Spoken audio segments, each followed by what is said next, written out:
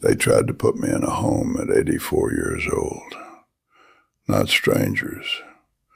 My own daughter, Sarah.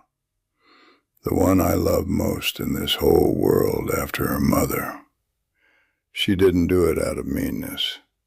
She did it out of love, which is what makes it harder. And I want to tell you what happened that summer and what I did about it. Because 4 years later, and I mean exactly 4 years later, what I did that summer was the difference between holding my wife's hand when she died on our kitchen floor and finding out my wife was dead by a phone call in a facility 40 minutes from this town. This is day 2 of 30. My grandson Eli is behind that camera. We're trying to reach 100,000 of you before this thing's over.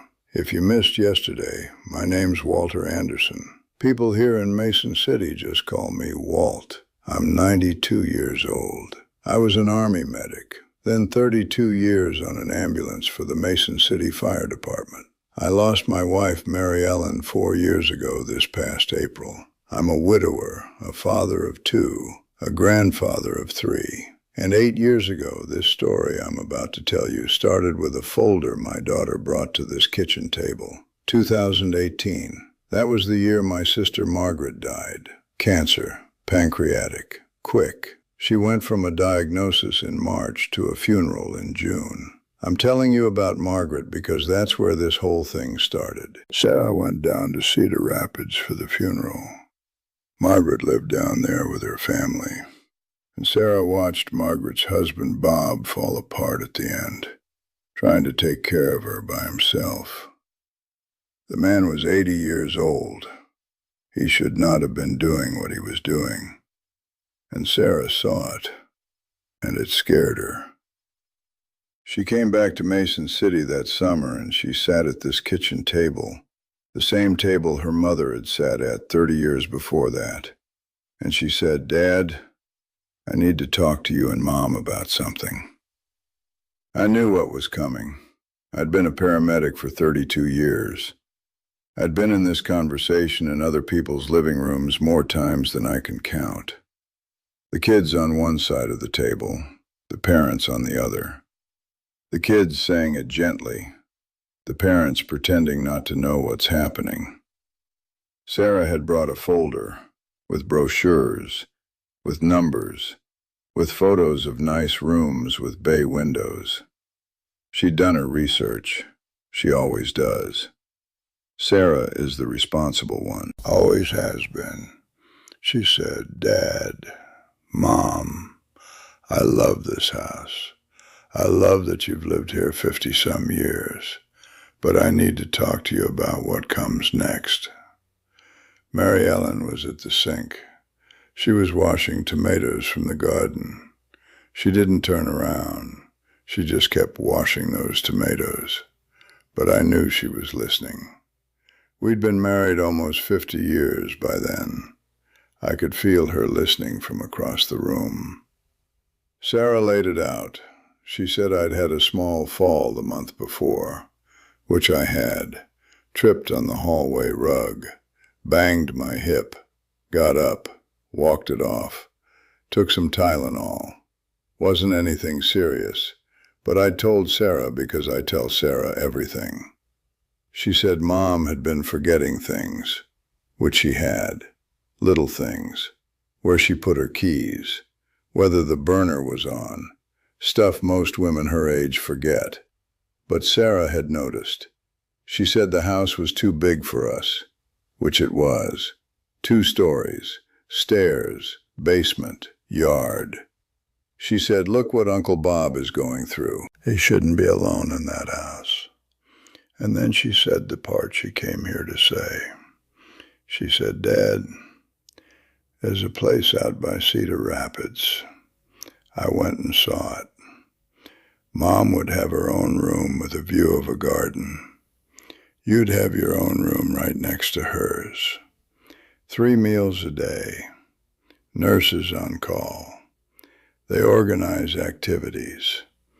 There's a workshop for woodworking. I know you love whittling.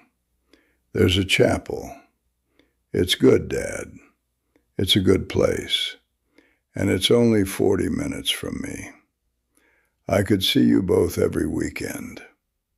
She had tears in her eyes when she said the last part. She loved me. She loves me.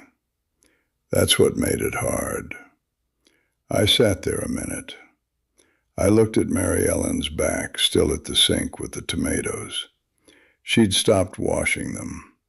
She was just standing there with her hands in the water, listening. And I said, "Sarah, honey, thank you. I know how hard this was for you to bring up. Let me think about it." That night after Sarah went home, Mary Ellen sat down in this chair, the one across from me right now, the chair Eli sits in. And she said, "Walt, what are you going to tell her?" And I said, "I don't know yet, sweetheart, I don't know." And she said, "Walt, I don't want to go." And I said, "I know." And she said, "But Walt, I'd go. If you said we should, I'd go." And right there, that was the moment I knew what I was going to do. I called Sarah the next morning. I said, "Honey, come over for coffee at 3 this afternoon, just you, not your mother." She came at 3, sat right there in that chair. And I told her this. I said, "Sarah, I'm not going to a home. Your mother's not going to a home, not yet. And here's what I'm going to do instead, because I owe you a plan, not a no." I made her 4 promises. 1, I told her I'd take care of her mother, whatever came. As long as Mary Ellen is in this world, I'd take care of her. Not a nurse, not a facility. Me. I had been a paramedic for 32 years. I knew what I was doing better than any nurse with a name tag at any place with a bay window.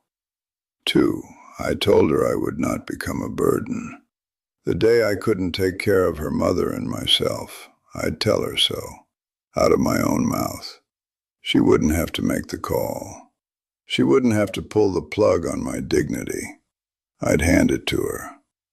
3, I told her I'd accept real help. We'd hire a cleaning lady twice a week.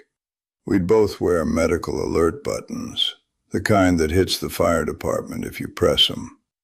We'd let her come over every single Sunday without fail. We'd let her brother Michael fly in from Minneapolis once a quarter. We'd put grab bars in the bathroom. We'd build a real ramp at the front door. We'd take the rugs out of the hallway so I'd stop tripping. The whole house aging in place. I'd been in the houses of old people who fell. I'd carried them out on stretchers. I knew exactly what we needed to do. 4, I told her the truth. I said, "Sarah, your mother is going to die before me. I know this. She knows this. Her family doesn't make it past 80 without a stroke. I won't say it in front of her, but you and I both know it. When that day comes, I want to be in this house when it happens. Not in a facility 40 minutes from Mason City, finding out by a phone call. In this house, where she belongs, where I belong, together. That is the deal. That is all I'm asking." Sarah cried at the kitchen table. She cried for about 10 minutes, and then she said, "Okay, Dad." That was it. Now, here's the part that matters. A promise is the easy part. Keeping it is the hard part. And I want you to know that I did not take it lightly. Because Sarah was right about one thing. The moment I made that promise to her, the rest of my life was about keeping it. I hired the cleaning lady the next week. Her name's Linda Peterson. She still comes. Every Tuesday and Friday. I bought us the medical alert buttons. We both wore them. Mary Ellen complained about hers, but she wore it. I built the ramp myself. Took me 3 weekends. My nephew Henry helped on the second weekend. I took up the hallway rug, took up 2 more rugs, put non-slip strips on every step in the house. I started walking 2 miles a day, every day, whether it was 20 below or 90 above. 2 miles, down the road past the cornfields and back. I told Mary Ellen I was building strength because she was going to need me. I was right. I cut my whiskey in half, stopped using the stepladder, stopped going up on the roof, hired a kid for that. I went to the doctor every 6 months for a full physical, every 6 months without fail. I went so often Doc Hansen started joking I was either dying or running for office. And I took care of Mary Ellen, every single day, for 4 years. I cooked, I cleaned, I made sure she took her medications. I watched her for the signs. I knew what I was looking for. I'd seen 100 of them on the ambulance. April 14th, 2022, 6:55 in the morning. I was in the bathroom shaving. She was in the kitchen making breakfast. I heard a pan hit the floor, and I knew before I came around the corner. I knew. I was there. I was there with her. She'd made it to the kitchen tile. I came around the corner and I saw her face, and I knew exactly what it was. Called 911. 45 seconds on the phone. Then I sat down on the floor next to her and I held her hand and I talked to her for 45 minutes until the boys came with the ambulance. She squeezed my hand twice, and then she was gone. I was there. I was with her when she went.